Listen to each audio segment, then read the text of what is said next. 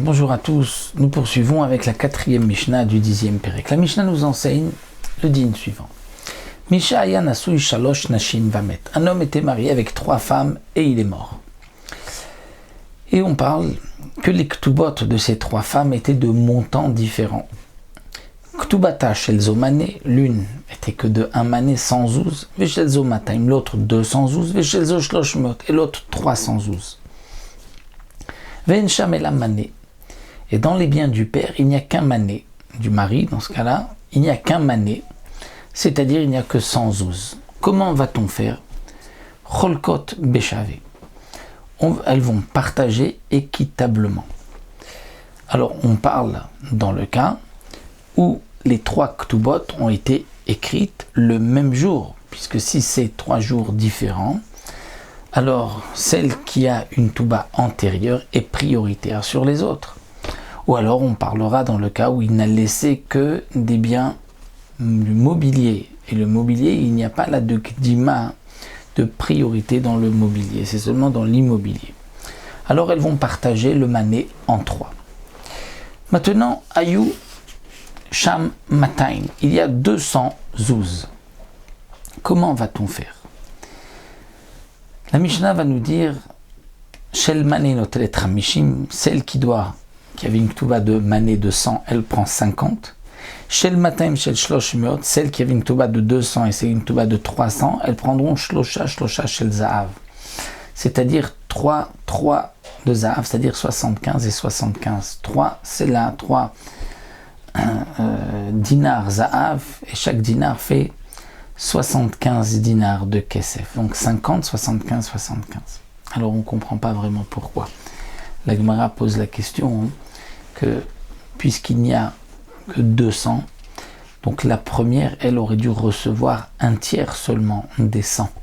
Elle aurait dû recevoir un tiers, puisque elle réclame 100, une autre réclame 200, l'autre 300.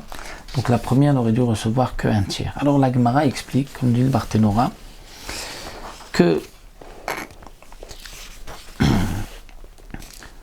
on parle dans le cas très précis où celle qui a 200 a dit à celle qui a 100, moi je ne me dispute pas dans les 100 qui sont hypothéqués à toi. C'est-à-dire que ta part ne diminuera pas à cause de moi. C'est-à-dire que dans les 100 que tu réclames, c'est comme s'il n'y a que 2 femmes, il n'y en a pas 3, je ne suis pas là. Donc elle, celle qui a 100, va recevoir 50, puisqu'elle doit partager avec celle qui a 300. Celle de 200 dit à celle qui a 100, moi je ne me dispute pas avec toi. Donc c'est celle de 100 et de 300 qui se disputent le premier mané, les 100 zouz, donc elles vont partager en 2. Donc la première qui a un mané va recevoir 50 et elle a terminé. Maintenant, celle qui a 200 a dit à celle qui avait 100, je ne vais pas me disputer avec toi, mais seulement vis-à-vis d'elle, pas vis-à-vis de celle qui a 300. Et donc une fois que celle qui a 100 a pris 50, il reste maintenant combien des biens du mari? Il reste 150. Les 150 vont être partagés entre les 2 femmes restantes, et donc chacune va prendre 75, c'est-à-dire 3 dinars en or qui font 75 dinars en argent. La Mishnah continue et nous dit Ayusham Shlosh Meot.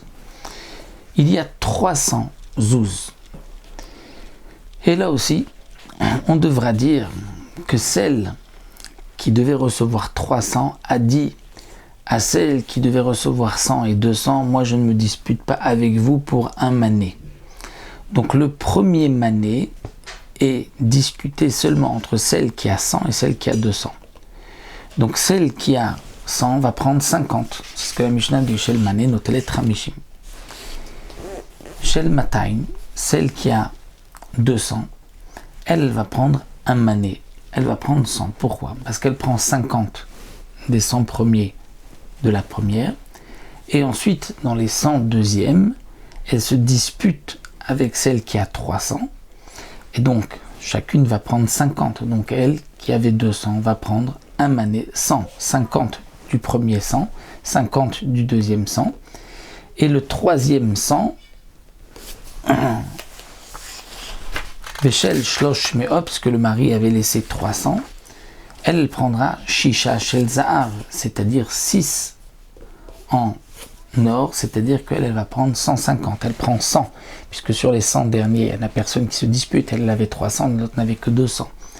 Et sur les deuxièmes 100, c'est-à-dire le deuxième, elle l'a partagé avec celle qui avait 200, donc elle prendra 150. Donc la première prendra 50, puisqu'elle ne se dispute les premiers 100 qu'avec la deuxième qui a 200.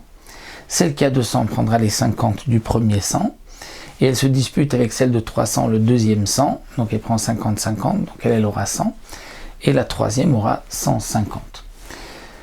Donc ça c'est dans le cas bien sûr où l'une a dit à l'autre « Je n'ai pas de essai avec toi et je te laisse effectivement prendre cette somme-là. » Mais s'il n'y avait pas eu donc cet engagement, le découpage aurait été différent.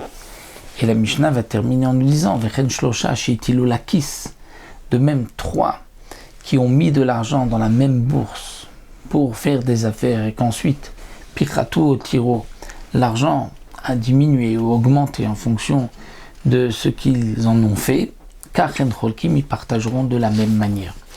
Alors pour cela, on va juste rajouter la fin du Barthénora, que le Barthénora nous dit que dans la Gemara, c'est marqué que cette Mishnah c'est d'après Rabbi Nathan, mais ce n'est pas la halacha, puisque Rabbi a dit je ne suis pas d'accord avec Rabbi Nathan, on partage tout équitablement, étant donné que tous les biens du mari sont hypothéqués pour l'Aktuba, donc les 3 manim sans cas le mari sont hypothéqués pour les 3 femmes de la même manière. Donc elles prendront chacune un tiers. Donc celle qui a 100 prendra comme celle qui a 200, comme celle qui a 300. Mais, termine le Barthénora, 3 qui ont mis de l'argent dans une bourse, l'un a mis 100, 200, 300 pour faire ensuite des affaires avec cet argent, eh bien le din est que chacun devra prendre en fonction de la somme qu'il a mis. S'il a mis plus, il prendra plus. Bien sûr, dans le cas où ils ont fait des bénéfices parce que l'argent a pris de la valeur. Mais s'ils ont acheté de la marchandise avec cet argent et que ensuite ils ont gagné ou ils ont perdu, eh bien, on ne va pas partager les pertes ou les bénéfices en fonction de la somme qui a été mise, mais en fonction des personnes qui ont participé. Et donc de même pour les pertes et les bénéfices, celui qui a mis plus ou moins, ça ne change pas, étant donné qu'ils ont mis pour la même caisse et qu'ils ont acheté de la marchandise avec. Ça c'est la conclusion que nous donne ici le Barthénora au nom de la Gemara.